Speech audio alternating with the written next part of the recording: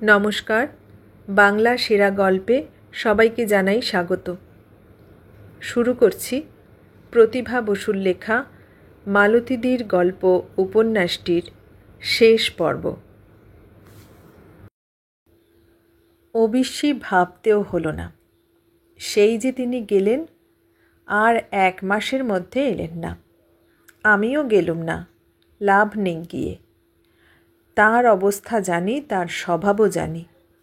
মিছিমিছি মেজাজ খারাপ, মনও খারাপ হয়ে যায়। তার ভালোবাসার জোরে তিনি সবই সইতে পারেন। হয়তোবা তার এই নিষ্ঠা প্রশংসনীয়, কিন্তু আমার ভালো লাগে না, রাগ হয়। এ বিষয়ে তার আদর্শ আর আমার আদর্শ সম্পূর্ণ আলাদা। আমি তার জগৎ থেকে এ বিষয়ে একান্তই অন্য মানুষ।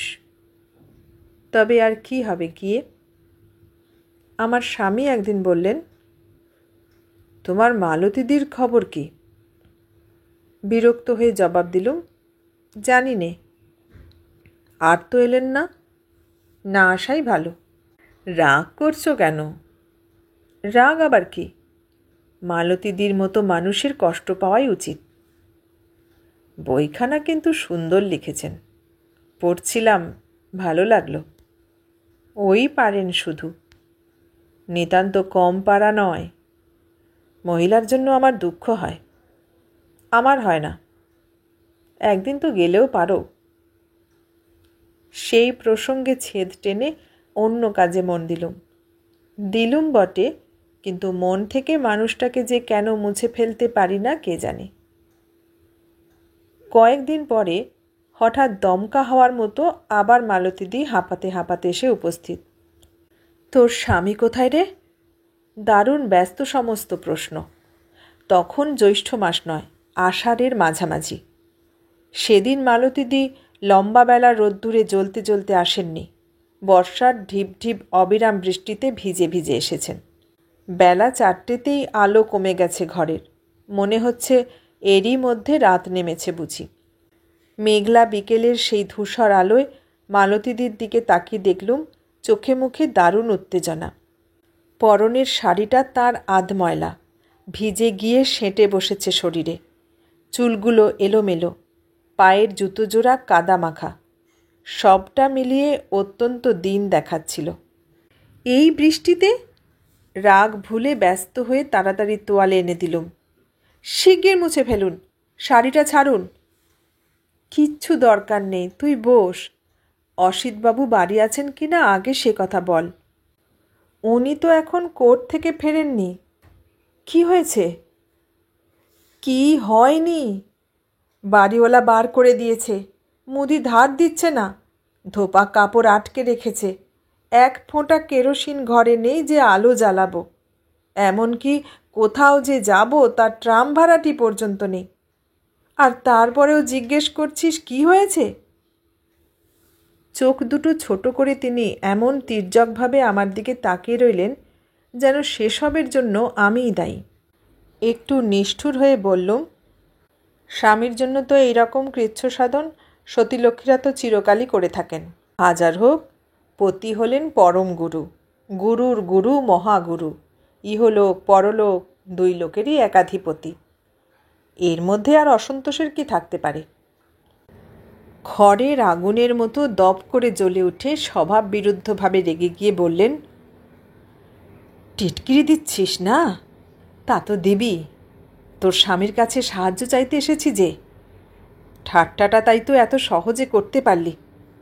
বসেছিলেন, উঠে দাঁড়িয়ে বললেন, ঠিক আছে, আমার যে কেউ নেই তা তো আমি জানি, তবু মাঝে মাঝে ভুলে যাই কথাটা।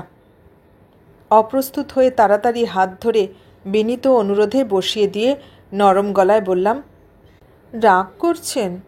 অবস্থাটা তো আপনি নিজেই এখানে এনে ফেলেছেন। তাই বলছিলি যে নরনারায়ণের ইচ্ছে মতো রক্ষিতা হয়ে ওর আলিপুরের বাগান বাড়িতে গিয়ে সুখে স্বাচ্ছন্দ্যে বাস করি না? তাহলে তো আর কোনো ভাবনা থাকে না, খেতেও পাবো, আর মাথার উপর ইটের আচ্ছাদনও থাকবে।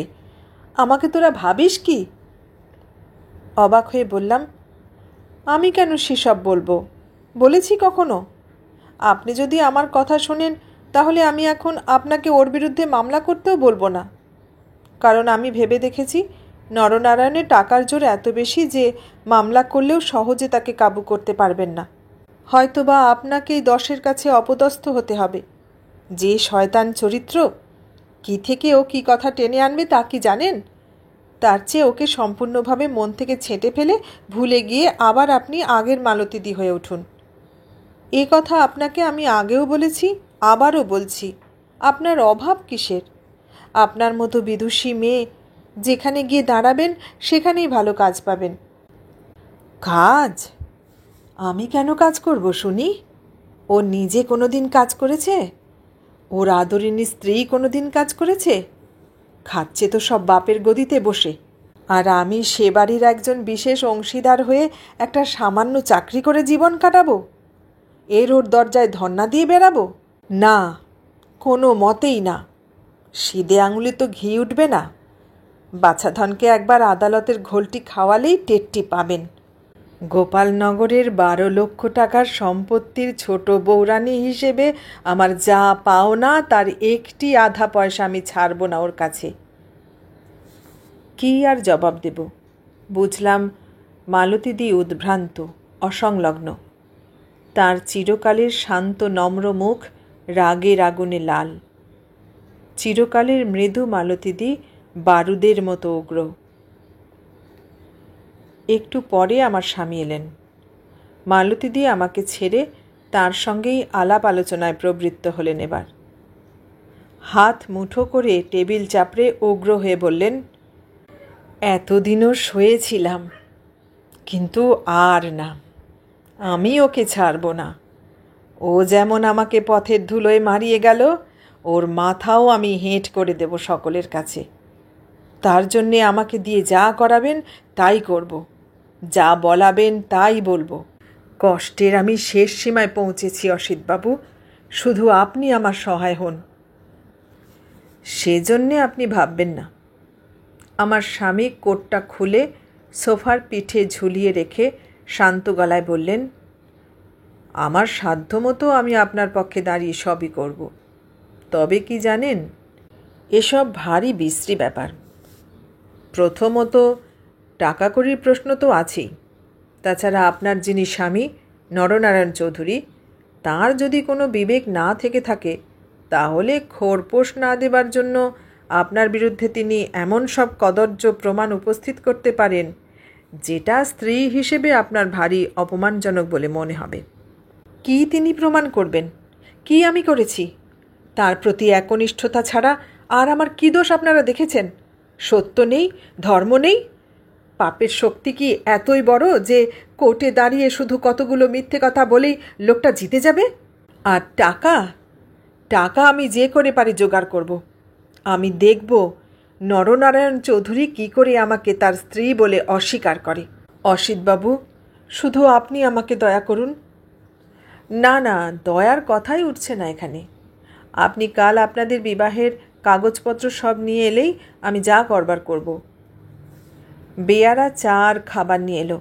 আমি বললাম, ভিজে এসেছেন, শাড়িটা তো শরীরেই শুকোলেন, মাথাটাও ভালো করে মুছলেন না। এবার শান্ত হয়ে খেয়ে নিন তো একটু। এ কথায় আমার দিকে তাকিয়ে মালতীদি সংবৃত হলেন। তার চোখে লজ্জার ছায়া ভাসল। চোখ নামিয়ে বললেন, এতক্ষণ ধরে বড় চেঁচামেচি করছিলাম না রে, এই আমার মস্ত দোষ হয়েছে। এত রাগ হয়ে যায় আজকাল যে কোনো কাণ্ডজ্ঞান থাকে না।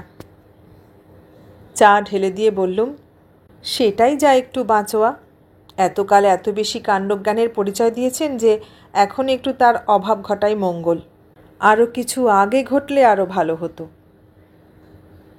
তুই আমার সবই ক্ষমা করিস দেখছি। আমার সব ব্যবহারেরই সদর্থ খুঁজে পাস। তা নইলে ভদ্রলোক ক্লান্ত হয়ে কোর্ট থেকে ফেরা মাত্রই আমি যেরকম ঝাঁপিয়ে পড়েছিলাম, তাতে তোর রাগ করাই উচিত ছিল। আমার স্বামী হেসে বললেন, উনি জানেন এই উকিল ভদ্রলোকটি ওইটুকুর জন্যই সারাদিন কোর্টে গিয়ে শিকারির মতো ওত পেতে বসে থাকেন। মাকড়সা যেমন জাল বিস্তার করে পোকা ধরে, আমরাও তো তেমনি করেই মক্কেল ধরি কিনা। আর আপনি হলেন আমার সাদা লক্ষ্মী। আপনার উপর কখনো উনি রাগ করতে পারেন? এ কথায় মালতীদি সরল গলায় হেসে উঠলেন। আমিও হাসলাম। তারপর প্রসঙ্গ বদলে অন্য কথাবার্তায় সহজ হয়ে উঠল আমাদের চায়ের আসরটি। বিদায় নেবার সময় সিঁড়ির মুখে দাঁড়িয়ে মালতীদি বললেন, আমি ওই টালিগঞ্জের বাড়িটা কিন্তু ছেড়ে দিয়েছি রে। তাই নাকি? বলেননি তো। মনে ছিল না। কবে ছাড়লেন? এই তো আজ। ছাড়লাম মানে বাড়িওয়ালা তুলে দিল। তুলে দিল? কি করবে? ভাড়া পাচ্ছিল না ঠিক মতো। সকালে বেরিয়েছিলাম খানিকক্ষণের জন্য, ফিরে গিয়ে দেখি জিনিসপত্র সব উঠোনে ছড়ানো, ঘরদোর ধোয়ানো হচ্ছে। কি ব্যাপার? না নতুন ভাড়াটে ঠিক হয়েছে। তারপর একটা ট্যাক্সি ডেকে জিনিসপত্র নিয়ে এক আত্মীয়ের বাড়ি উঠলাম গিয়ে। শিগগিরই একটা আস্তানা খুঁজে নিতে হবে আর কি। ভারী তো ইতর আপনার বাড়িওয়ালা। বেশি আর কি। বাড়ি ছাড়তে 1 মাস ধরেই বলছিল। ভাড়া বাকি পড়ে গিয়েছিল অনেক। শোধ না করে তো আর উঠতে পারিনি। পরে দেব বললেও বাড়িওয়ালা বিশ্বাস করবে না, জিনিস আটকে রাখবে। কাল রাত্রে ভাড়াটি পেয়েই সকালে ব্যবস্থাটা পাকা করে নিয়েছে। মেজাজটা তো আমার সেজন্যেই এত খারাপ হয়ে গিয়েছিল। তুই বল, বাড়ি ফিরে যদি বাড়ি না পাই কেমন লাগে? কয়েক মুহূর্ত চুপ করে থেকে বললাম, আপনি বাড়িওয়ালাকে কিছু বললেন না? কি আর বলবো? ওর সঙ্গে আমি কি কথা বলতে পারি? ভাড়া দিতে পেরেছি, সেটুকুই আমার জবাব। আমি হলে অন্য জবাব দিতাম। আমার রাগী মুখের দিকে তাকিয়ে মালতীদি হাসলেন। আমি 2 পা এগিয়ে এসে মালতীদির হাত জড়িয়ে ধরলাম। চলুন, আপনার বাড়িওয়ালার সঙ্গে একবার দেখা করে আসি। জিজ্ঞেস করে আসি মালিকের অনুপস্থিতিতে তাঁর জিনিসে সে হাত দিয়েছে কোন অধিকারে। গভীর স্নেহে কাছে টেনে নিয়ে আদর করলেন মালতীদি। ঠিক ছেলেবেলাকার মতো করে আমার গালে আস্তে একটি টোকা মেরে বললেন, পাগলি। তারপর তরতর করে নেমে গেলেন। আমি চেঁচিয়ে বললাম, শুনুন, কাল আসছেন তো? মালতীদিও তাঁর পক্ষে যতটা সম্ভব গলা তুলে বললেন, নিশ্চয়ই। কাল থেকে কিন্তু এখানেই থাকতে হবে যতদিন বাড়ি না পান। খুব ভালো কথা। মালতীদির গলা মিলিয়ে গেল। মালতীদির সঙ্গে সুস্থ অবস্থায় সেই আমার শেষ দেখা।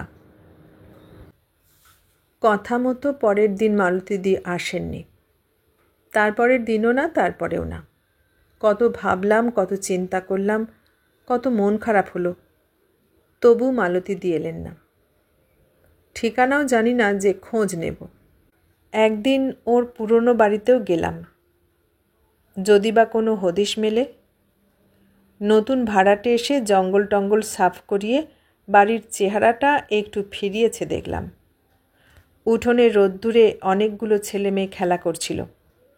আমার সব কথার জবাবেই তারা জিভ দেখালো, বৃদ্ধাঙ্গুষ্ঠ প্রদর্শন করল, বক দেখেছ বলল, ভেংচি কাটল, হেসে ওর গায়ে ঢলে পড়ল। অন্য গলার সাড়া পেয়েই বোধহয় ভেতর থেকে তাদের ব্যতিব্যস্ত মা যখন রান্না করতে করতে ছুটে এলেন খুন্তি হাতে, ছেলেরা অমনি এক মুহূর্তে হাওয়া হয়ে কোথায় পালিয়ে গেল। খাটো অসংবৃত আঁচল টানতে টানতে ভদ্রমহিলা বললেন, আসুন, বসুন। জঙ্গলের মধ্যে থেকে থেকে ছেলেগুলো জংলি হয়ে গেছে। স্বামী ফরেস্ট অফিসে চাকরি করেন কি না? লোকজনের মুখ তোরা দেখে না, সব একেবারে বেবুনের বংশধর। আর কলকাতায় এসেও কি জায়গাতেই না ঠাঁই মিলেছে। দিনের মধ্যে কমসে কম গুটি 10 কিল পিঠে না পড়লে কি আর এরা শায়েস্তা থাকে? বাচ্চাগুলোর ব্যবহারে হতবম্ব হয়ে গিয়েছিলাম। তাদের মার কথায় কৌতুক বোধ করলাম। বললাম, সবকটাই কি আপনার? আবার কার? শেষের 2 বার তো আবার ডবল প্রমোশন। এই রেটেই চললে হয়েছে আর কি। 2-1টি যমজ আছে বুঝি? একগাল হাসলেন ভদ্রমহিলা। নইলে বিয়ে হয়েছে 7 বছর, 8টা বাচ্চা হবে কেমন করে? মহিলার কথা শুনে না হেসে পারলাম না। আসুন না। উষ্ণ অভ্যর্থনায় আমাকে বারান্দায় মোড়া এনে পেতে দিলেন। জাঁকিয়ে বসে বললেন, লোকজন এত ভালোবাসি, অথচ কপাল দেখুন। এসেছি অবশ্যই মাত্রই কয়েক মাসের জন্য, আবার চলে যাব। বাড়িটা বিশ্রী। এখানে আমার এক বন্ধু থাকতেন। এতক্ষণে আমি আমার বক্তব্যে আসবার সুযোগ পেলাম। ভদ্রমহিলা লুফে নিলেন কথাটা। আপনার বন্ধু কে বলুন তো? আমাদের আগে তো শুনেছি মস্ত এক জমিদারের স্ত্রী থাকতেন। তিনি নিজে আবার মস্ত লেখিকা। আমি তার বই পড়েছি, খুব ভালো লেগেছে। এখানে ওই বামুনপাড়ার ছোঁড়ারা মিলে একটা লাইব্রেরি করেছে না, সেখান থেকে এনেছিলাম। বন জঙ্গলে থাকি, রক্ত মাংসের মানুষ তো আর দেখি না। আমার স্বামী বলেন তার চেয়ে বইয়ের মানুষেরা নাকি ঢের ভালো, ঢের বেশি নিরীহ। উনিই আমার এই বিশ্রী বই পড়া রোগ ঢুকিয়েছেন। তাই এখানে এসেও খুঁজে পেতে লাইব্রেরিটা বার করে চাঁদা দিয়ে তার মেম্বার হয়ে নিয়েছি। আমি আগ্রহান্বিত হয়ে বললাম, তাকে কি আপনি দেখেছেন? তার কোনো খবর কি আপনি? কপাল আমার, আজ তো একজন লেখক মানুষকে চোখে দেখব, আমার কি তেমন ভাগ্য? বাড়ি নেবার সময় বাড়িওয়ালাই ফলাও করে বলেছিলেন সে কথা। মালতী দেবী নাকি এ বাড়িতে বসেই ওর সব লেখার খোরাক পেয়েছেন। 6টি মাস তিনি এখানে অজ্ঞাতবাস করে গেছেন, শুধু প্রকৃতির শোভা থেকে লেখার কাজ সংগ্রহ করবার জন্যে। হ্যাঁ ভাই, বলুন না, লেখকরা কি সবাই অমনি করে লেখেন? লেখক সম্পর্কে ভদ্রমহিলার কোনো কৌতূহল আমি নিবারণ করতে পারলুম না। বাড়িওয়ালার ধৃষ্টতায় অবাক হয়ে যাবার জন্য পা বাড়িয়ে বললুম, আমি আমার সেই বন্ধুর খোঁজে এখানে এসেছিলাম। কেন, এই বাড়ি ছেড়ে কোথায় গেছেন জানিয়ে যাননি আপনাদের? না। ওই দেখুন, আবার কোথায় গিয়ে ডুব মেরেছেন কে জানে। এরা হলেন সাধকের মতো মানুষ। যত লোক চক্ষুর আড়ালে থাকবেন ততই ওদের কাজ ভালো হবে বেশি। শুনেছি নিঃসন্তান। তা তো হবেনি। আমাদের মতো শুয়োরের পাল জন্ম দিতে তো আসেননি সংসারে। হয়তো তাই। কথাটা শুনলে মালতীদি সুখী হতেন। হাত জোর করে বললাম, এবার তবে আসি। এখুনি? আপনার সঙ্গে যে এখনও আমার পরিচয়ই হলো না। আবার আসবো একদিন। দেখে গেলাম, বেশ লাগলো। সত্যি বেশ লাগছিল। 3 মাস পরে মালতীদির এক আত্মীয়ের মুখে শুনলাম মালতীদি হারিয়ে গেছেন। আমি অবাক হয়ে বললাম, হারিয়ে গেছেন মানে? আত্মীয়টি বললেন, তাছাড়া আর কি বলা যায়। সকালবেলা ভালো মানুষ বাড়ি থেকে বেরুলো আর ফিরল না। সে কি? যথারীতি হাসপাতাল, পুলিশ ইত্যাদি সব রকমই করেছিলাম। স্তব্ধ থেকে বললাম, উনি ওর টালিগঞ্জের বাড়ি ছেড়ে যার বাড়ি গিয়ে উঠেছিলেন তাকে কি চেনেন আপনি? আমার বাড়িতেই তো উঠেছিল। আপনার বাড়িতে? হঠাৎ একদিন এসে হাজির। বলে, বিপদে পড়েছি মামা, কয়েকদিনের জন্য একটা ঘর আমাকে ভাড়া দিন। আমি বললাম, ভাড়া কী রে, অসুবিধেই পড়েছিস, যে কদিন থাকবার থাক। ছোট একটা ঘরে ছেলেমেয়েরা পড়তো। তাড়াতাড়ি সেটা ঠিক করে দিলাম। সব মিলিয়ে 1.5টি বেলা হয়তো ছিল। তারপরেই যে বেরুলো। আমার মনে হয় কি জানো? ভদ্রলোক গলা খাটো করে বললেন, ওই নরনারায়ণী ওকে সরিয়েছে। নরনারায়ণী ওকে সরিয়েছে? আমার 2 চোখ বড় হয়ে উঠল। মানে কোথাও আটকে টাটকে রেখেছে আর কি। মামলা করবে করবে বলে তো একেবারে ক্ষেপে উঠেছিল। তা করবি কর, এত বলা কওয়া কিসের? হাজার হোক, অত বড় একটা জমিদার মানি লোক, এরকম একটা মামলা হলে দেশে তো একটু ঢিঢিক্কার উঠতই। তাছাড়া শুনেছি রাজা রাঘবেন্দ্র নারায়ণ নাকি এ বিষয়ে খবর জানতেন না। জানলে ছেলেকে তৎক্ষণাৎ গদি থেকে সরাতেন। জানি সব। ওরা তো আমাদের অজানা ঘর নয়। রাঘবেন্দ্র হচ্ছে একটা বাঘ। এক বউ থাকতে বাপকে না জানিয়ে যেমন তেমন ঘরের যে কোনো একটা মেয়েকে বিয়ে করবে, আর জানবার পরেও তিনি চুপচাপ বসে থাকবেন, সে পাত্রই সে নয়। আমি চুপ হয়ে গেলাম। ভদ্রলোক এক টিপ নস্যি নিয়ে গলা চড়িয়ে ভুরু কুঁচকে আবার বললেন, তা যাই বলো বাবু, মালতীরও আমি দোষ দেব। সেই বা বলা নেই কওয়া নেই দুম করে একটা বিয়ে করতে গেল কেন? আর আত্মসম্মান বলেও কি কোনো পদার্থ নেই তোর? বেশ তো, মামলা করবি তো কর না, সেসব আবার তাকে জানাতে যাওয়া কেন? তাকে জানাতে গিয়েছিলেন? আমার তো তাই মনে হয়। কথাটা অবশ্যই আমার বড় মেয়েই প্রথমে বলল।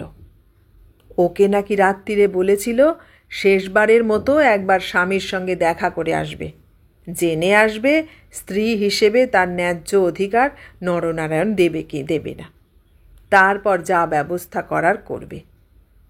তুমিই বলো, ওই রকম একটা শয়তানের সঙ্গে যেচে সেধে 50 বার এসব মিটমাটের কোনো মানে হয়? আমাদের চিদানন্দবাবু ওর পিস্তুত ভাই, তিনি তো এসব কারণে ভীষণ চটা ওর উপর। বড়লোক স্বামী বলে কি এমন করেই পায়ের তলার শুকতলা হয়ে থাকবি? তুই নিজেই বা এমন একটা। নির্দিষ্ট ট্রাম এসে গেল। অর্ধসমাপ্ত কথা সেখানেই শেষ করে উনি ট্রামে লাফিয়ে উঠলেন। 1 বছর পরে একটা চিঠি পেলাম। মণি, কাল সন্ধ্যায় কলকাতা যাচ্ছি, তোর বাড়িতে উঠব। শরীর ভালো নেই, কয়েকটা দিন থাকবো ভাবছি। সামান্য একটা পোস্টকার্ডে মাত্র এই 2টি লাইন। মুছে মুছে যাওয়া ঝাপসা স্মৃতির পলিমাটি ভেদ করে আবার মালতীদি উঠে এলেন মনের উপরতলায়। আবার তিনি আমাকে ভাবালেন। ইতিমধ্যে এ বাড়িতে আরেকটি শিশু জন্মেছিল। নিজেদেরই জায়গায় অকুলন হচ্ছিল যথেষ্ট। মালতীদিকে কোন ঘরে থাকতে দেব তা নিয়ে চিন্তা করতে হলো একটু। আমার স্বামী বললেন, জানি না উনি কোথা থেকে আসছেন বা কী অবস্থায় আসছেন, তবে যদি রাজি থাকেন আমি কিন্তু খুব ভালো একটা কাজ জোগাড় করে দিতে পারি, একেবারে আমার হাতেই আছে। আমি বললাম, হয়তো কাজই করছেন কোথাও, নইলে আছেন কি করে? চিঠিটা পড়ে তো বেশ শান্তিতেই কাটাচ্ছেন মনে হচ্ছে। 2 লাইনেরই চিঠি, তাহলেও বোঝা যায় তো। হবে। ছোকরা চাকরটাকে নিয়ে আমার নিজের বসবার ঘরটাকেই ওলট পালট করে মালতীদির জন্যে সাজাতে লেগে গেলাম। সোফার সেটটি সব ঠেলে দিলাম দেয়ালে, ছোট খাট এনে পেতে দিলাম জানালার তলায়, ছোট লেখার টেবিল এনে দিলাম একটা র্যাকে বই সাজিয়ে দিলাম কিছু, মেঝেতে কার্পেট বিছিয়ে ঘরখানা সুন্দর দেখাতে লাগলো। মনে মনে ভাবলাম, থাকে যদি কটা দিন হয়তো ভালোই কাটাতে পারবেন, ভালোই লাগবে ওর ঘরটা। অপেক্ষা করছিলাম সন্ধে 7টা থেকেই, কিন্তু মালতীদি এলেন রাত 9টায়। কি ব্যাপার? না পথ ভুল করে কেবল ঘুরেছেন এদিক ওদিক। পথ ভুল করে? অবাক না হয়ে পারলাম না। অবিন্যস্ত বসনভূষণে, চলনে ভঙ্গিতে মানুষটা যেন সম্পূর্ণ অন্য রকম হয়ে এসেছেন। ঘরে ঢুকে ক্লান্ত ভঙ্গিতে ধপ করে বসে পড়লেন সোফার মধ্যে। একটু হেসে বললেন, শনির দশা চলেছে। পোড়া শোল মাছ পালিয়ে গেল নলের পাত থেকে, কলি প্রবেশ করল কানের মধ্য দিয়ে, আর বনের মধ্যে আধখানা আঁচলে শুয়ে দময়ন্তী তার 2 চোখের জলে আধার দেখলেন পৃথিবী। আমার দিকে হাত বাড়িয়ে দিলেন। আয় বস, তোকে দেখলেই আমার সব দুঃখ জুড়িয়ে যায়। মনে হয় সংসারটা শুধু জ্বালা যন্ত্রণা দিয়েই তৈরি নয়, কারো কারো চোখে মুখে সুখ শান্তির কথাও লেখা আছে। কেমন আছিস? ভালো। অসিতবাবু ভালো আছেন? আমি ঘাড় নাড়লাম। মেয়ে ভালো আছে? ভালো। তার একটি ভাইও হয়েছে। হয়েছে? একটা ছেলে হয়েছে তোর? আহা, ঈশ্বর তাকে রক্ষা করুন। খবরটাতে মালতীদি কেমন অস্থির হয়ে পড়লেন। ছটফট করে নড়ে চড়ে বসলেন। কোথায় কোথায় সে? নিয়ে আয়, আমি তাকে দেখি। কিন্তু কি দিয়ে দেখি বলতো? কি আছে আমার? সব তো গেছে। হ্যাঁ, এই আংটিটা এখনো আছে। ওটা আমি প্রাণে ধরে বিক্রি করতে পারিনি। এটাই ওকে দেব। আমি বললাম, ব্যস্ত হবার কিছু নেই। সে এলে একদণ্ডে আপনাকে নাস্তানাবুদ করে দেবে। আর আমার সঙ্গে কি আপনার কুটুম্বিতা যে ভদ্রতা করে ছেলের মুখ দেখবার জন্য গিনি বার করতে হবে? একটা ছেলের মুখ দেখা কি তুই একটা সহজ ঘটনা বলে মনে করিস? যা মানুষের সারা জীবনের ইচ্ছে, যা ইচ্ছে করি তা নাকি আমরা কখনোই পাই? তবু ইচ্ছের দুরন্ত তৃষ্ণা, যত দুঃখ যত বেদনা সব তো ওই ইচ্ছে থেকে। এই ইচ্ছে থেকেই তো যত যন্ত্রণার জন্ম। তবু তাকে মেরে ফেলতে পারি না, ভুলে যেতে পারি না, তার সঙ্গে কিছুই পারি না আমরা।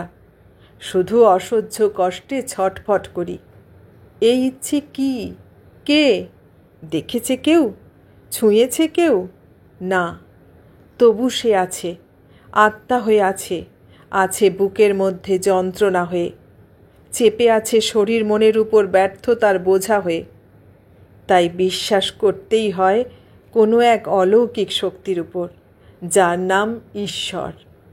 যন্ত্রণায় কাঁদতেই হয় এই বলে, হে ঈশ্বর, দয়া করো, দয়া করো, আমাকে বাঁচাও এই দুর্বৃত্ত ইচ্ছের বন্ধন থেকে, ইচ্ছের এই অদম্য শক্তি থেকে, অদেখা আলোড়ন থেকে মুক্তি দাও আমাকে। কিন্তু মুক্তি কোথায়? মুক্তি শুধু মৃত্যুতে। চুপ করলেন মালতীদি। দুই চোখ বুজে যেন ধ্যানস্থ হলেন। আমি হতভম্ব হয়ে একটু দাঁড়িয়ে থেকে রান্নাঘরে চলে এলাম চায়ের কথা বলতে। যখন ফিরে এলাম দেখলাম আমার মেয়েকে আদর করে কোলের কাছে বসিয়ে তিনি মৃত্যু বিষয়েই বোঝাচ্ছেন তাকে। বলছেন, মৃত্যু হচ্ছে মা আর জীবন হচ্ছে বাবা, বুঝলে? মৃত্যু আমাদের বিশ্রাম, জীবন আমাদের কর্ম।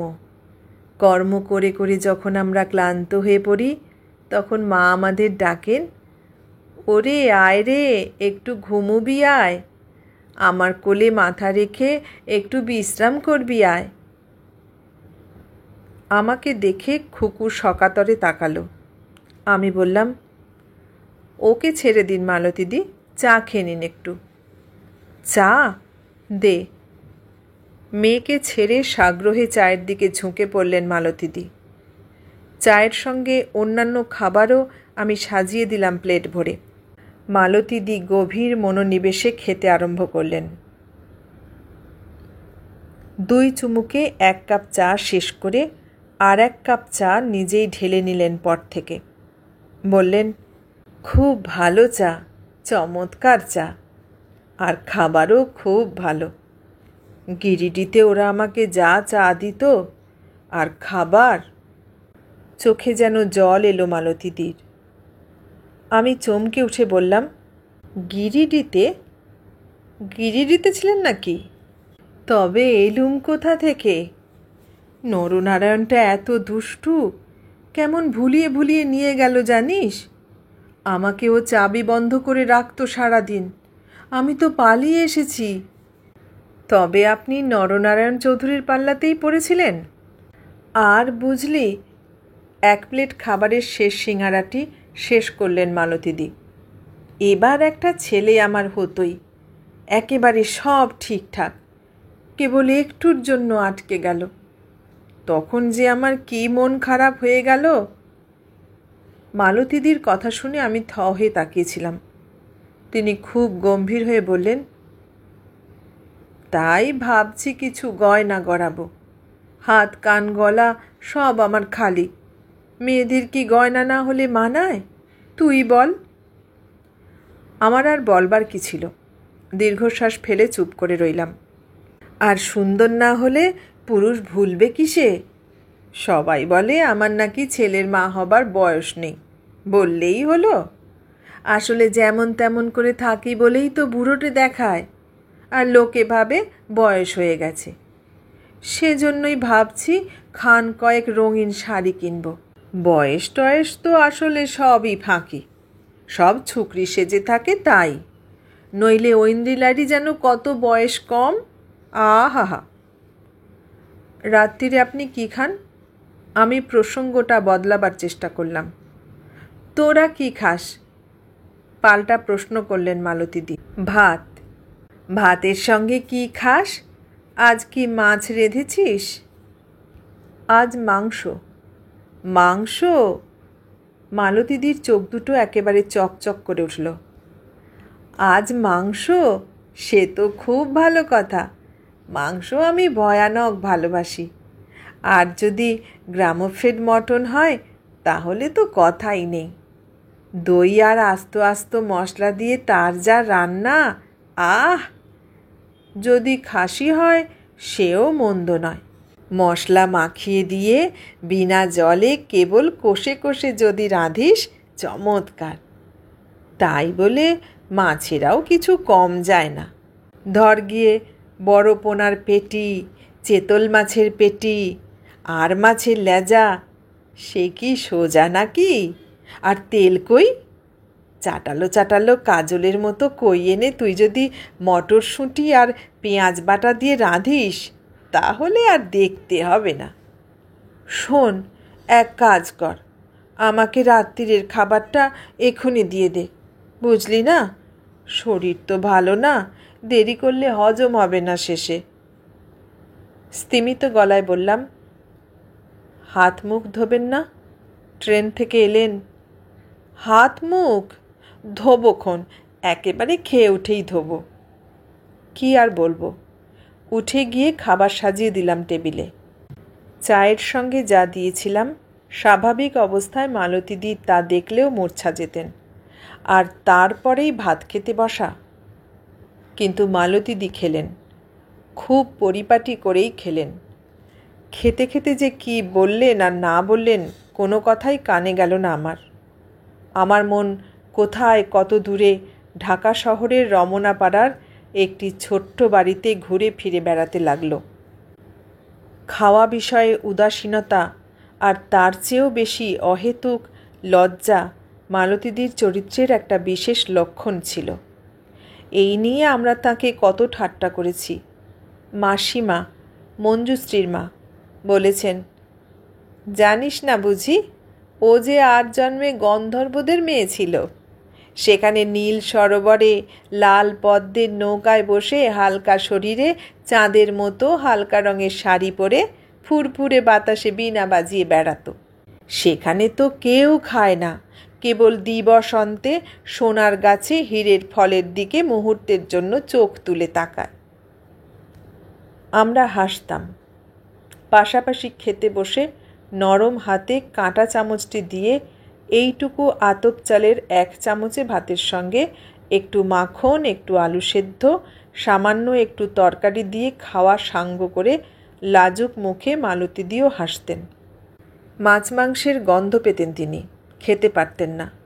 তাই নিয়ে তার কুণ্ঠার অন্ত ছিল না। মালতীদির চোখে মুখে চেহারায়, গায়ের অসাধারণ পাতলা চামড়ায়, সরলতায়, কোমলতায়, চোখের দৃষ্টির সুদূরতায় সত্যি যেন এই ধুলোমাটির পৃথিবীর ছাপ ছিল না কোনো। সেই মালতীদিকেই আমার মনে পড়তে লাগলো বারে বারে। বারে বারে এই মালতীদি ঝাপসা হয়ে যেতে লাগলো আমার চোখে।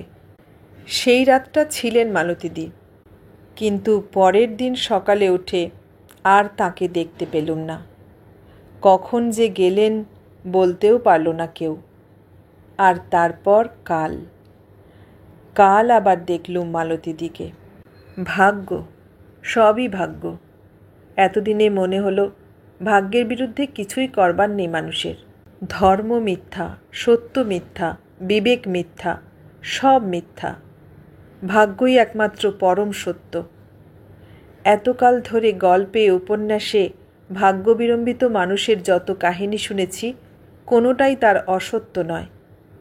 ভাগ্য যাকে তাড়িয়ে নিয়ে বেড়ায় কেউ তাকে রক্ষা করতে পারে না। আমার স্তম্ভিত মুখের দিকে তাকিয়ে সুবীর বলল, মামি কি ভাবছ? রুমালে চোখটা ঘষে নিয়ে বললাম, জানি না।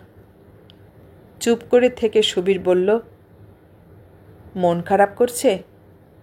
এ কথা শুনে কলকাতা শহরটা যেন বৃষ্টি ভেজা মেঘে মোছা একটা বোবা রাত্রির মতো আবছা হয়ে গেল আমার চোখে। টের পাইনি কখন দপ করে আলো জ্বলে উঠেছে। উল্লাসে নেচে উঠেছে চৌরঙ্গি পাড়ার রাস্তা, দোকান, অলিগলি সব। অনেকক্ষণ পরে হীরার দুতির মতো সেই উজ্জ্বল আলোয় দূরে তাকিয়ে দেখলাম মালতীদির কম্বল মোড়া ছায়া মূর্তিটাকে কে যেন ফেরাজিনির দরজা থেকে জোরে ঠেলে দিলে। কনুইয়ে ভর করে মুখ থুবড়ে মালতীদি ঝপ করে একটা বস্তার মতো পড়ে গেলেন ওদের টব সাজানো আধখানা সিঁড়িতে।